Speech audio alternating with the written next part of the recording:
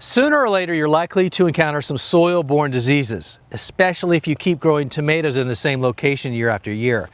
It'll catch up with you, and it's been a big challenge for me. But when it does, you'll have some decisions to make, because you can't keep growing the same plants from the same family in the same location, because that only exacerbates the problem. But here are some options to keep your vegetable growing obsession going strong. Option 1 is crop rotation. Change the location of your crops from the same family for the next 3 or 4 years before returning to the original bed. This helps to starve out pathogens in the soil by the time you return to that location. While it can be effective, it may take several years to completely eliminate certain soil-borne pathogens. Option 2 is a fresh soil environment.